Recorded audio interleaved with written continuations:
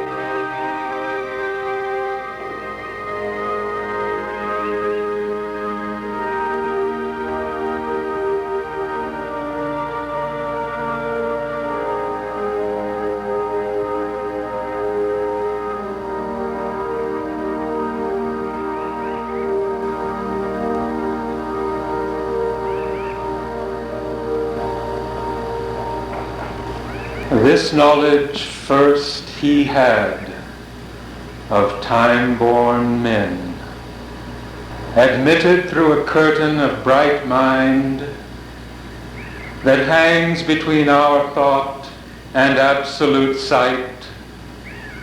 He found the occult cave, the mystic door near to the well of vision in the soul, and entered where the wings of glory brood in the sunlit space where all is forever known.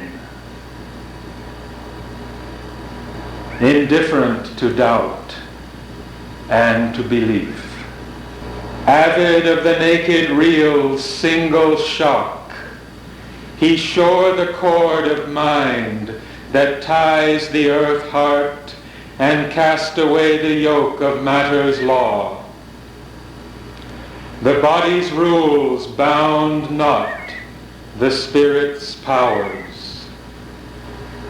When life had stopped its beats, death broke not in.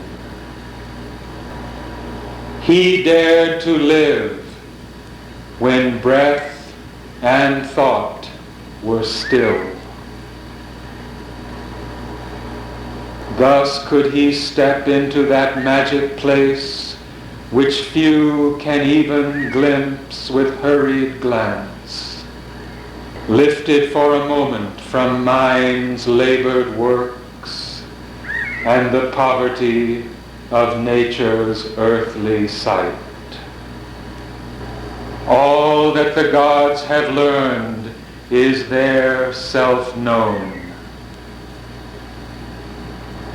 There in a hidden chamber, closed and mute, are kept the record graphs of the cosmic scribe, and there the tables of the sacred law. There is the book of being's index page, the text and glossary of the Vedic truth are there. The rhythms and meters of the stars, significant of the movements of our fate. The symbol powers of number and of form, and the secret code of the history of the world and nature's correspondence with the soul are written in the mystic heart of life. In the glow of the Spirit's room of memories, he could recover the luminous marginal notes, dotting with light the crabbed ambiguous scroll. Rescue the preamble and the saving clause of the dark agreement by which all is ruled that rises from material nature's sleep, to clothe the everlasting in new shapes.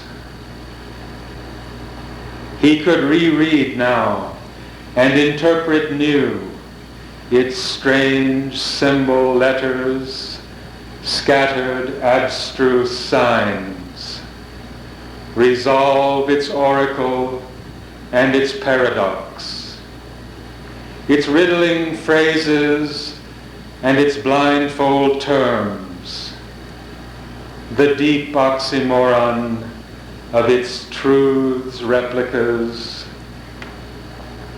and recognize as a just necessity its hard conditions for the mighty work, nature's impossible Herculean toil only her warlock wisecraft could enforce, its law of opposition of the gods, its list of inseparable contraries. The dumb great mother in her cosmic trance, exploiting for creation's joy and pain infinity's sanction to the birth of form, accepts indomitably to execute the will to know in an inconscient world, the will to live under a reign of death, the thirst for rapture in a heart of flesh, and works out through the appearance of a soul by a miraculous birth in plasm and gas the mystery of God's covenant with the night. Once more was heard in the still cosmic mind the Eternal's promise to his laboring force, inducing the world passion to begin.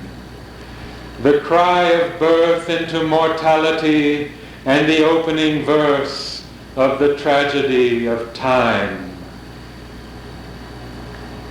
Out of the depths, the world's buried secret rose.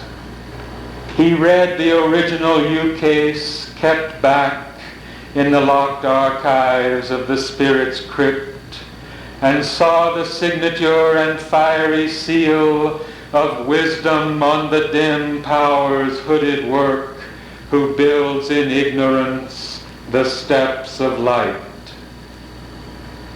A sleeping deity opened deathless eyes. He saw the unshaped thought in soulless forms, new matter pregnant with spiritual sense. Mind dare the study of the unknowable, life its gestation of the golden child. In the light flooding thought's vacancy, interpreting the universe by soul signs, he read from within the text of the without. The riddle grew plain and lost its catch obscure. A larger luster lit the mighty page. A purpose mingled with the whims of time. A meaning met the stumbling pace of chance, and fate revealed a chain of seeing will. A conscious wideness filled the old dumb space. In the void he saw throned the omniscience supreme.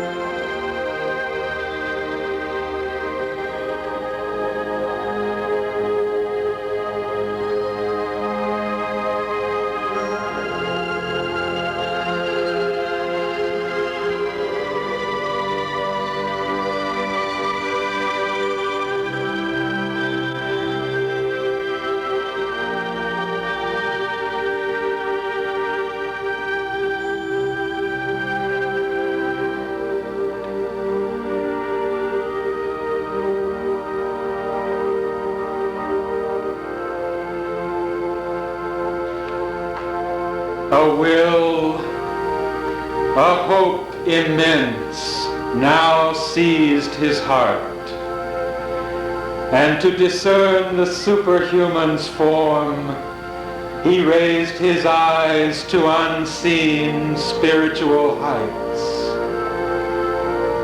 aspiring to bring down a greater world.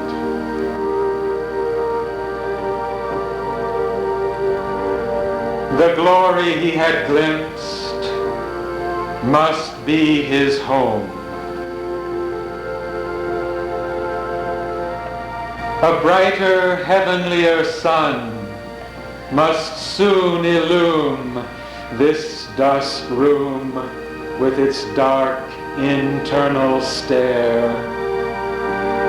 The infant soul in its small nursery school, mid objects meant for a lesson hardly learned, outgrow its early grammar of intellect and its imitation of earth nature's art, its earthly dialect to God language change. In living symbols study reality and learn the logic of the infinite.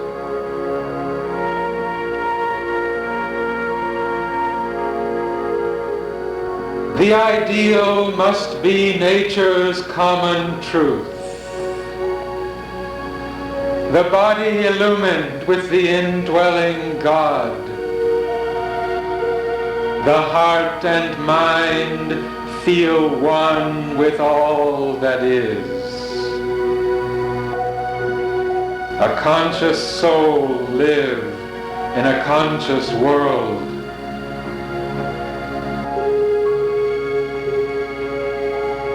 As through a mist, a sovereign peak is seen. The greatness of the eternal Spirit appeared, exiled in a fragmented universe, amid half semblances of divine things. These now could serve no more his regal turn. The immortal's pride refused the doom to live, a miser of the scanty bargain made between our littleness and bounded hopes and the compassionate infinitudes. His height repelled the lowness of earth's state. A wideness discontented with its frame, resiled from poor ascent to nature's terms, the harsh contract spurned, and the diminished lease. Only beginnings are accomplished here. Our base's matter seems alone complete, an absolute machine without a soul. Or all seems a misfit of half ideas. Or we saddle with the vice of earthly form a hurried, imperfect glimpse of heavenly things. Guesses and travesties of celestial types. Here chaos sorts itself into a world, a brief formation drifting in the void, apings of knowledge, unfinished arcs of power, flamings of beauty into earthly shapes. Love's broken reflexes of unity swim. Fragments mirroring a floating sun.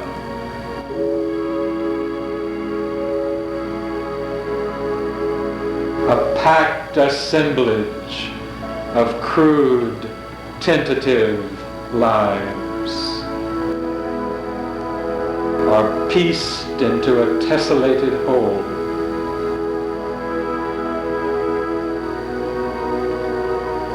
There is no perfect answer to our hopes. There are blind, voiceless doors that have no key. Thought climbs in vain and brings a borrowed light. Cheated by counterfeits, sold to us in life's mart. Our hearts clutch at a forfeited heavenly bliss.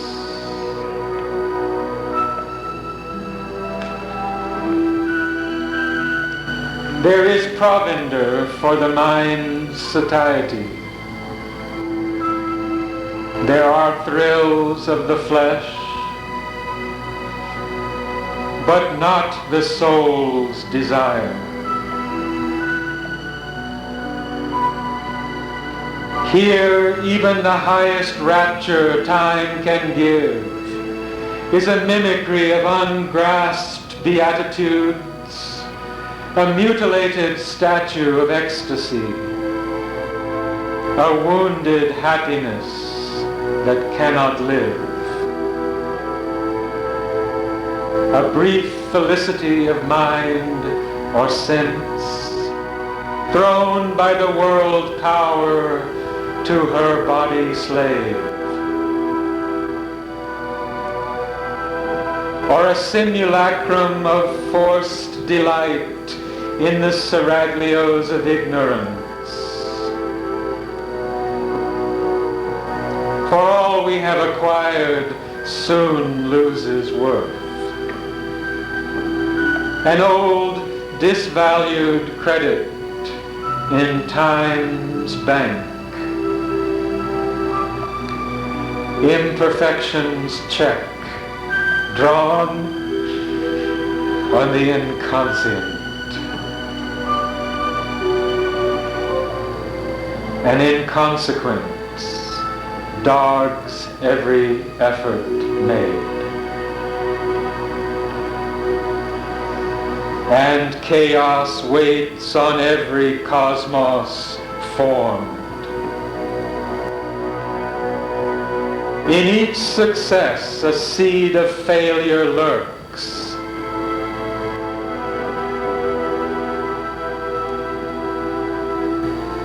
He saw the doubtfulness of all things here, the incertitude of man's proud, confident thought, the transience of the achievements of his force, a thinking being in an unthinking world, an island in the sea of the unknown. He is a smallness trying to be great. An animal with some instincts of a god. His life a story too common to be told. His deeds a number summing up to naught. His consciousness a torch lit to be quenched. His hope a star above a cradle and a grave. And yet, a greater destiny may be his. For the eternal is his truth. He can recreate himself and all around, and fashion new the world in which he lives. He, ignorant, is the knower beyond time. He is the self above nature, above fate.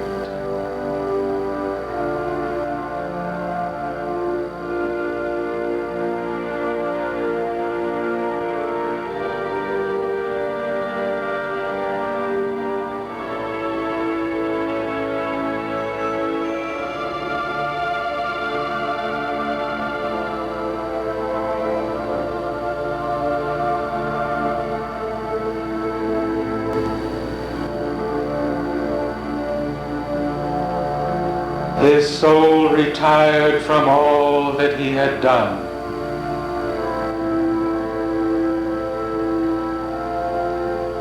Hushed was the futile din of human toil.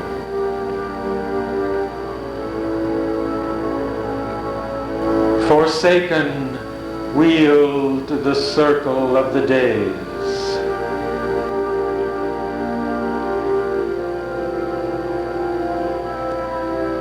In distance sank the crowded tramp of life.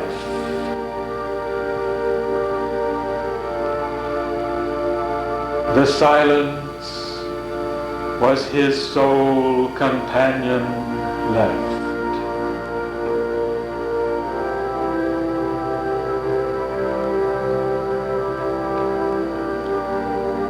Impassive he lived, immune from earthly hopes. A figure in the ineffable witness's shrine, pacing the vast cathedral of his thoughts, under its arches dim with infinity and heavenward brooding of invisible wings. A call was on him from invisible heights, indifferent to the little outpost mind. He dwelt in the wideness of the Eternal's reign. His being now exceeded thinkable space. His boundless thought was neighbor to cosmic sight. A universal light was in his eyes. A golden influx flowed through heart and brain. A force came down into his mortal limbs. A current from eternal seas of bliss.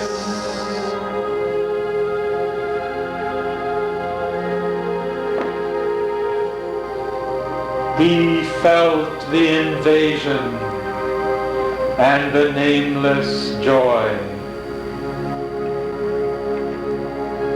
aware of his occult, omnipotent source.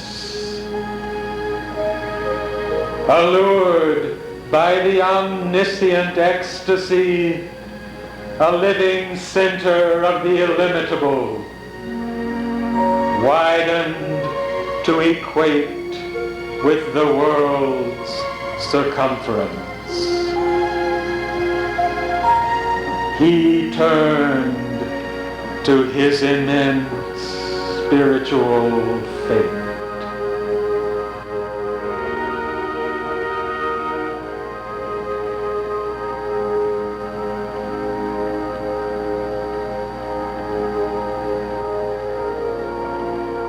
Abandoned on a canvas of torn air, a picture lost in far and fading streaks. The earth-nature's summits sank below his feet. He climbed to meet the infinite more above. The immobile's ocean silence saw him pass.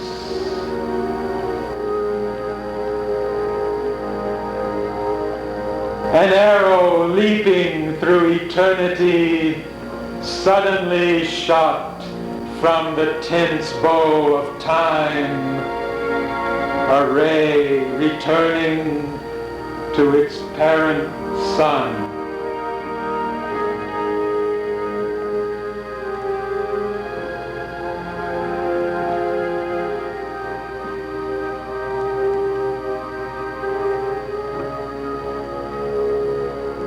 Opponent of that glory of escape, the black inconscient swung its dragon tail, lashing a slumberous infinite by its force.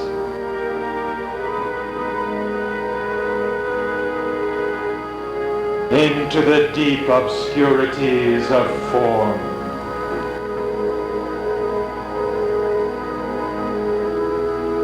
Death lay beneath him like a gate of sleep.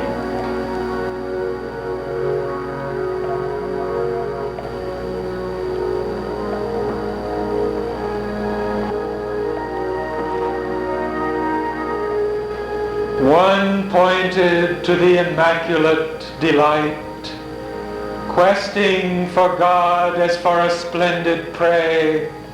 He mounted, burning like a cone of fire. To a few is given that godlike rare release. One among many thousands never touched, engrossed in the external world's design, is chosen by a secret witness eye.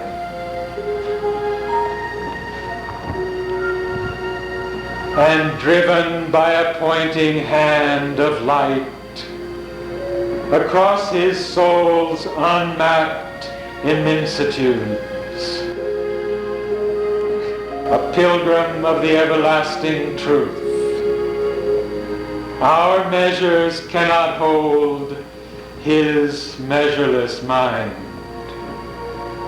He has turned from the voices of the narrow realm and left the little lane of human time in the hushed precincts of a vaster plan. He treads the vestibules of the unseen,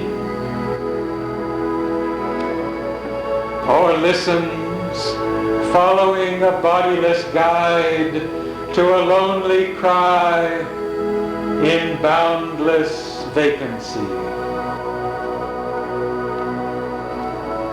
All the deep cosmic murmur falling still.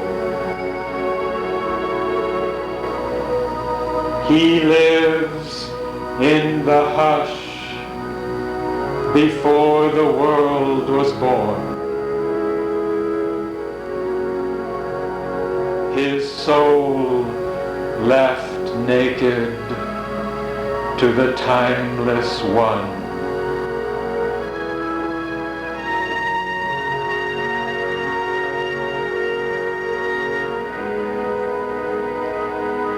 Far from compulsion of created things, thought and its shadowy idols disappear. The molds of form and person are undone.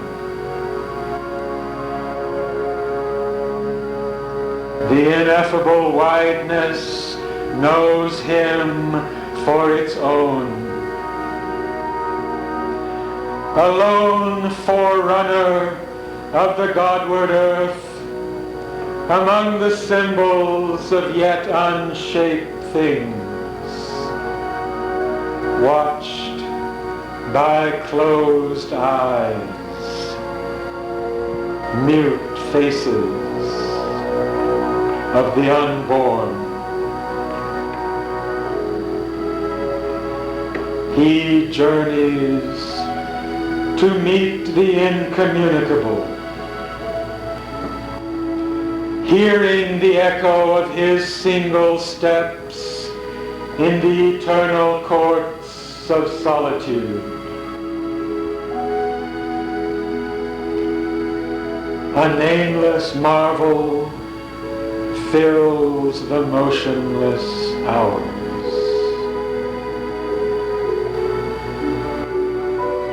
His spirit mingles with eternity's heart and bears the silence of the infinite.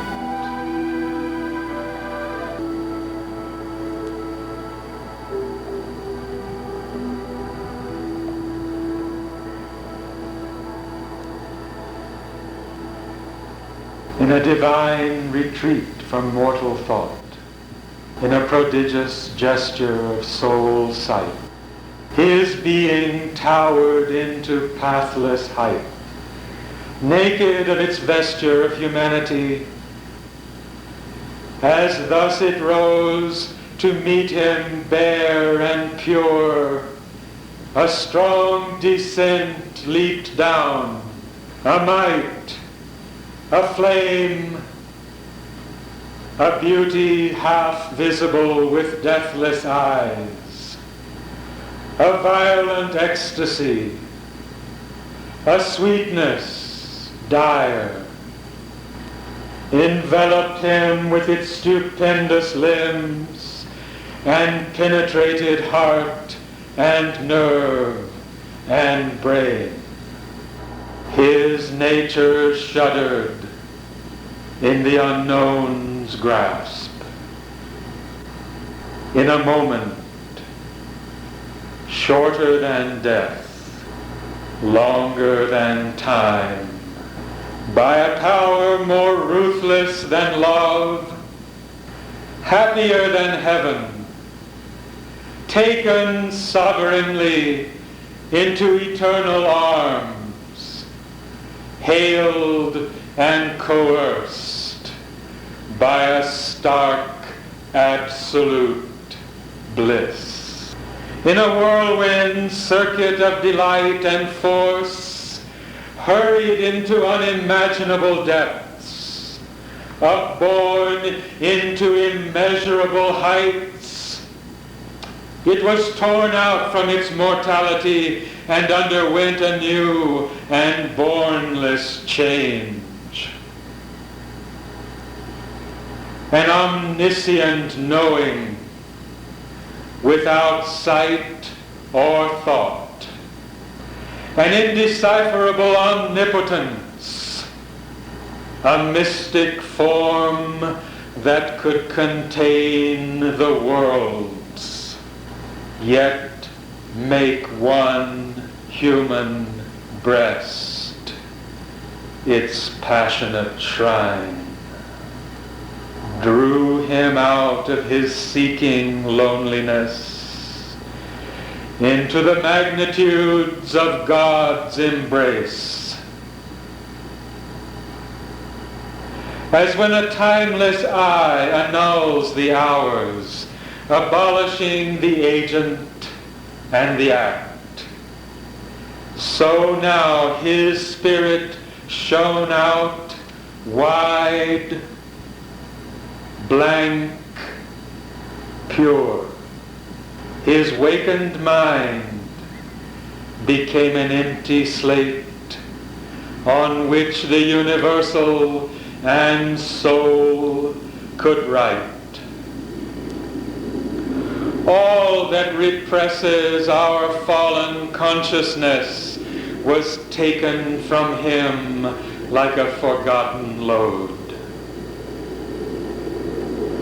A fire that seemed the body of a god consumed the limiting figures of the past, and made large room for a new self to live. Eternity's contact broke the molds of sense. A greater force than the earthly held his limbs. Huge workings bared his undiscovered sheaths. Strange energies wrought and screened tremendous hands, unwound the triple cord of mind, and freed the heavenly wideness of a Godhead's gaze. As through a dress the wearer's shape is seen, there reached through forms to the hidden absolute, a cosmic feeling and transcendent sight. Increased and heightened were the instruments. Illusion lost her aggrandizing lens, as from her failing hand the measures fell. Atomic looked the things that loomed so large. The little ego's ring could join no more. In the enormous spaces of the self, the body now seemed only a wandering shell. His mind, the many frescoed outer court of an imperishable inhabitant. His spirit breathed a superhuman air. The imprisoned deity rent its magic fence, as with a sound of thunder and of seas, vast barriers crashed around the huge escape, immutably coeval with the world, circle and end of every hope and toil, inexorably drawn round thought and act. The fixed, immovable peripheries effaced themselves beneath the incarnate's tread. In shadowy chambers lit by a strange sun, and opening hardly to hid mystic keys, her perilous arcanes and hooded powers confessed the advent of a mastering mind, and bore the compulsion of a time-born gaze.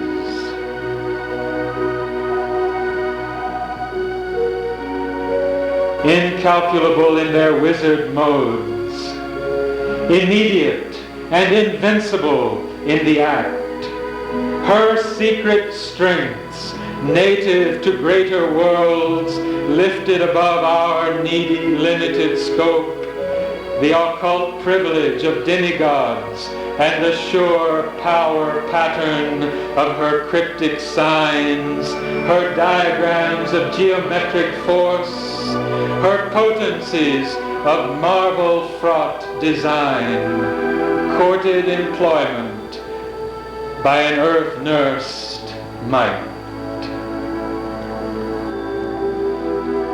A conscious nature's quick machinery, armed with a latent splendor of miracle, the prophet passion of a seeing mind, and the lightning bareness of a free soul force.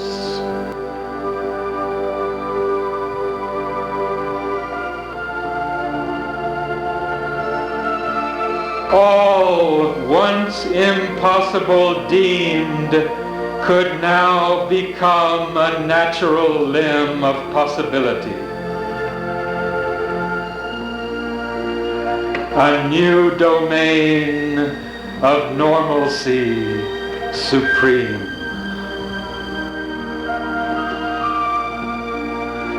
An almighty occultist erects in space this seeming outward world which tricks the sense.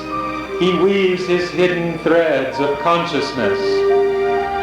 He builds bodies for his shapeless energy. Out of the unformed and vacant vast, he has made his sorcery of solid images, his magic of formative number and design, the fixed, irrational links none can annul. This crisscross tangle of invisible laws. His infallible rules, his covered processes, achieve unerringly an inexplicable creation where our error carves dead frames of knowledge for a living ignorance. In her mysteries' moods, divorced from the Maker's laws, she too, as sovereignly, creates her field, her will shaping the undetermined vasts, making a finite of infinity. She too can make an order of her caprice, as if her rash, superb, wagered to outvie the veiled Creator's cosmic secrecies.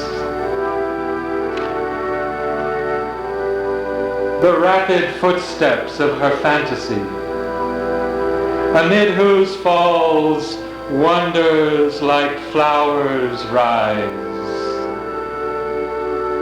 are surer than reason, defter than device, and swifter than imagination's wings. All she new fashions by her wand of mind. Mind is a mediator divinity. Its powers can undo all nature's work. Mind can suspend or change Earth's concrete law. Affranchised from earth habit's drowsy seal, the leaden grip of matter it can break. Indifferent to the angry stare of death, it can immortalize a moment's work. A simple fiat of its thinking force, the casual pressure of its slight assent, can liberate the energy dumb and pent within its chambers of mysterious trance.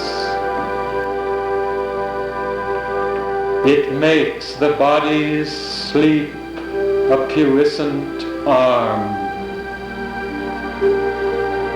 Hold still the breath,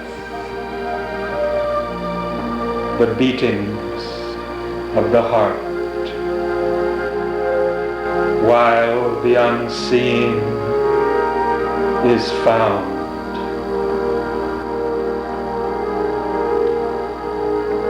The impossible done.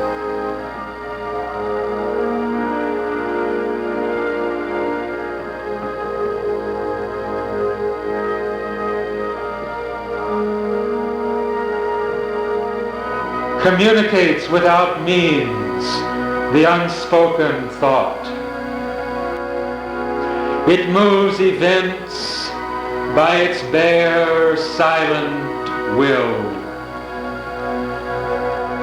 Acts at a distance without hands or feet. This giant ignorance, this dwarfish life, it can illumine with a prophet's sight.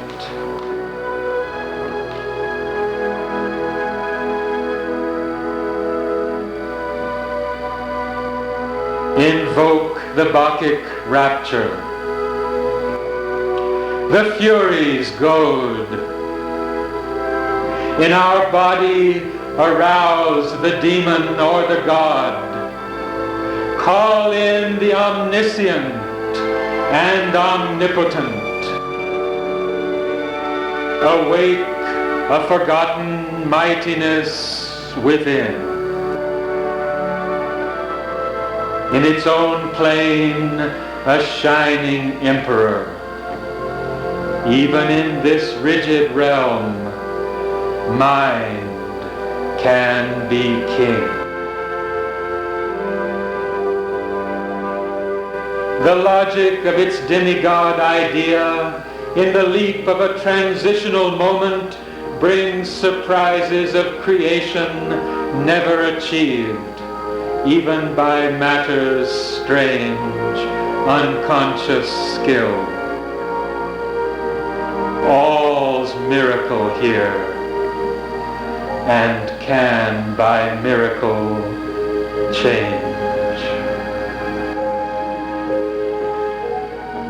This is that secret nature's edge of might.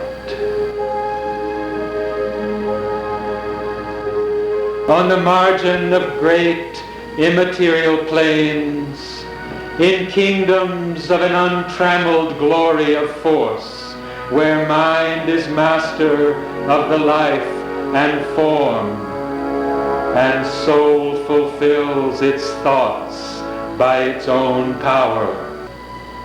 She meditates upon mighty words and looks on the unseen links that join the parted spheres.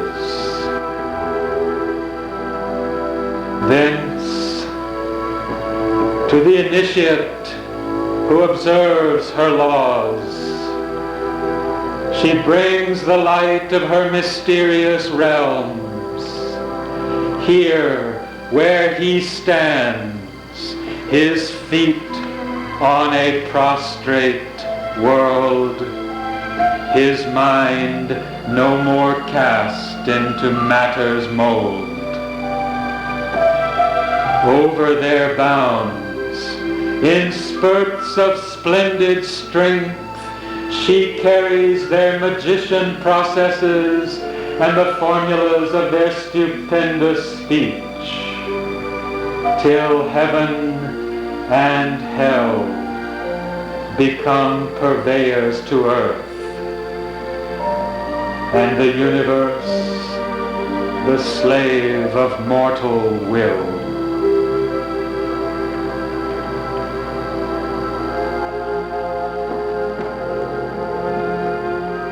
A mediatrix with veiled and nameless gods, whose alien will touches our human life, imitating the world magician's ways. She invents for her self-bound free will its grooves, and feigns for magic's freaks a binding cause. All worlds she makes the partners of her deeds, accomplices of her mighty violence, her daring leaps into the impossible. From every source she has taken her cunning means. She draws from the free love marriage of the plains elements for her creation's tour de force. A wonder weft of knowledge incalculable. A compendium of divine inventions, feats she has combined to make the unreal true, or liberate suppressed reality. In her unhedged Circean wonderland, pell-mell she shepherds her occult mightinesses, her mnemonics of the craft of the infinite, jets of the screened subliminal's caprice, tags of the gramarye of inconscience, freedom of a sovereign truth without a law, thoughts that were born in the immortal's world, oracles that break out from behind the shrine, warnings from the demonic inner voice, and peeps and lightning leaps of prophecy and intimations to the inner ear. Abrupt interventions, stark and absolute, and the superconscient's unaccountable acts have woven her balanced web of miracles and the weird technique of her tremendous art. This bizarre kingdom passed into his charge. As one resisting more, the more she loves.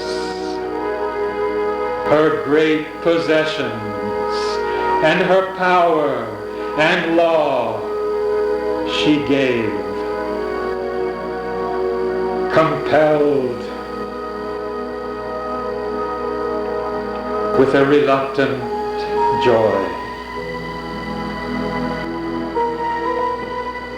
Herself she gave for rapture and for use.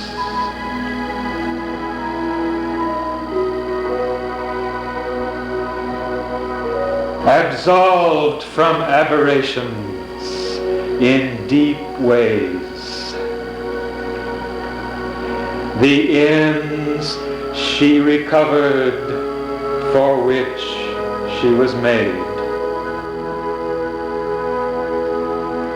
She turned against the evil she had helped her engined wrath, her invisible means to slay,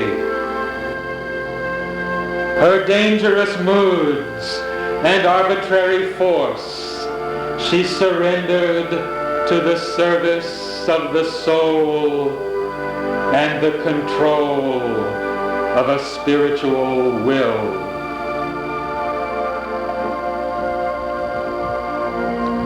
A greater despot tamed her despotism.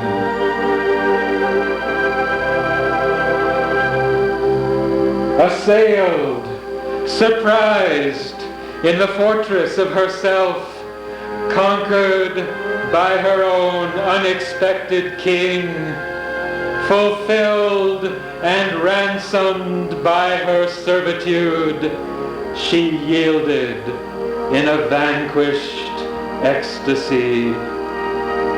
Her sealed hieratic wisdom forced from her fragments of the mystery of omnipotence.